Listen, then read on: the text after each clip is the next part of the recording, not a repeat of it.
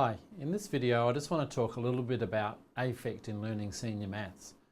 And what I mean by affect is things like emotions and feelings, beliefs and things like that as they relate to mathematics. Now we know that when kids are in maths classes, they are learning mathematical content and skills, but they're also learning things about maths and they're developing feelings about maths. Learning maths is a very emotional thing, particularly for some. So I want to go through some of those things today. Now, before I start, this is just a few highlighted bits from the Australian curriculum. And these are from the national curriculum, they'd be in the Queensland curriculum, they'd be in the New South Wales curriculum, they'd be in almost any curriculum you'd find anywhere around the world. And they might not say exactly the same things, but these are the sentiments they carry. Things like maths should enhance the lives of Australians. Should meet the needs in their personal, work and civic lives. They should find it valuable and maths beautiful. They should have an appreciation of the elegance and the power of mathematics. And you can read the rest of them there for yourself. These things are often listed at the front of a curriculum in what's called the rationale or the introduction to the curriculum. And to be honest, these are often the parts we completely ignore because we turn straight to the back where it lists the content. But this is just as much a part of the mandated curriculum as the content is. Kids in our maths classes, and particularly our senior maths class where we want to inspire kids to go on and take up mathematical careers or careers that involve mathematics in fields like engineering or medicine or other things like that, they need to learn that the maths is valuable and it's interesting and it's even beautiful or aesthetic in some ways. And if you ask most students, these things would be quite foreign to their experiences. But there they are listed right at the front of the curriculum. So this is something we need to take into account when we're teaching kids. What are the emotions they're developing? What are the values and attitudes they're developing while they sit in our senior maths class? Now, a while ago in New Zealand there was a big hoo-ha because there was a chain of stores called The Warehouse actually who sold compost. And they had bags of compost and it was very cheap. The Warehouse is a cheap line of stores where you can buy generally stuff pretty cheap. So they had compost. And one of the big compost companies who sold much more expensive compost around New Zealand kicked up a stink. They didn't complain that the Warehouse was selling compost. What they complained was that if they're selling compost and it says compost on the bag, then that's what should be inside, not just dirt. And I wonder sometimes if when our students come to our senior maths class, that it says maths on the outside, but inside they don't actually get to experience what maths is really all about. And they get to dislike something that they haven't really tried. We've talked about this in other videos when we talked about the nature of maths. Another example or way to think about it might be is you might go out and have a delicious pizza like the one in the picture there, a really good one with a good wood-fired oven and with a nice crust like you can see. So you go to a friend who's never had a pizza and you say, "Oh, I love pizza, you should try it." And they go, "Oh, okay, I'll try it." And they go out and they buy this and they eat this pizza and they come back and they say, "I don't like pizza." But the argument you could have with them is, well, they've never actually tasted real pizza.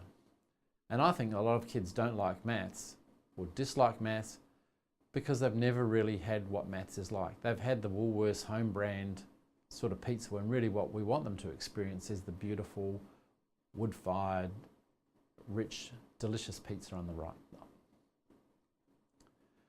This is a quote from someone. I'll leave it there so you can read it for yourself and you can pause the video if you want so you can see it. But this captures the thoughts of many people about mathematics, what it's like, the nature of the mathematics they experience at school, and then how they feel about it.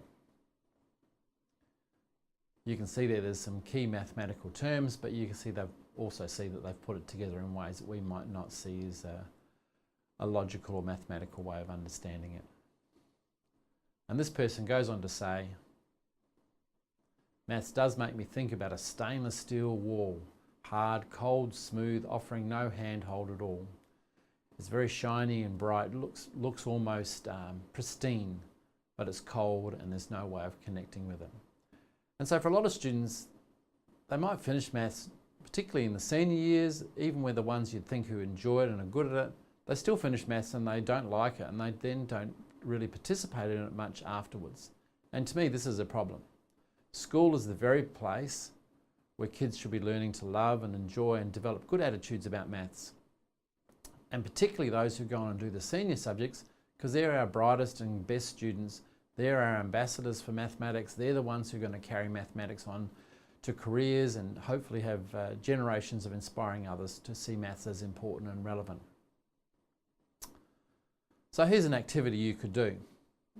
The question I ask you is, well, what do you like about maths? So if you're doing this course, you have chosen to make mathematics your career. You're going to spend a good part of your life while you're teaching trying to get other kids to enjoy and participate in maths. So what do you like about it? Why did you choose it? Because partly what you think and how you feel about it is going to be what you pass on to the kids. And again, particularly in these senior subjects where you've got the kids who have also chosen it for some reason.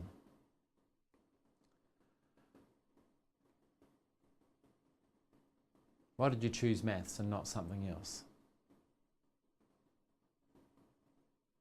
One of the things I hope you do is sometimes you do some maths just for fun.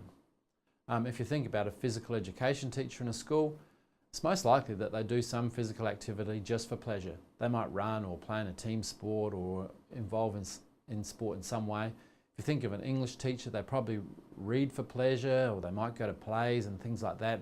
Think about an art teacher, they probably are engaged in some sort of art just for their own recreational purposes away from their job of teaching art. Yet it seems to me often as mathematics teachers we don't do any maths other than what we do at school. So what do you like about it? This is something you can put your response in the discussion board. Now what I've got now is a series of pictures and cartoons and things about how other people see maths teachers. And well, some of it you might think is quite funny. I'm just going to flick through them. This is from some cards my son collected when he was a bit younger. I don't know if you can read all the details there, but it says, "My brain hurts. Let's do some maths problems." Here's another one, "Spironerdula. I've been nerdified. Let's do more maths problems." This one here you can't read. This is from a K-Zone magazine. If you go through the checkout and you look at those magazines where they try and attract the attention of kids, this was in one of those. And that little part there says, "Once you've developed this distorted body shape, dress the monster up any way you like. I chose a hunchback thing, but you could choose anything.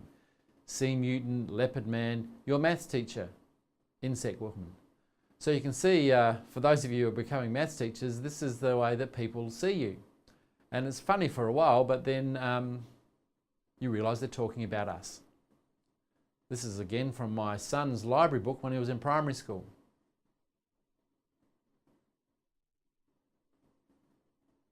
Again, it might be funny, but after a while you realise they're talking about us as maths teachers. This is how people see us.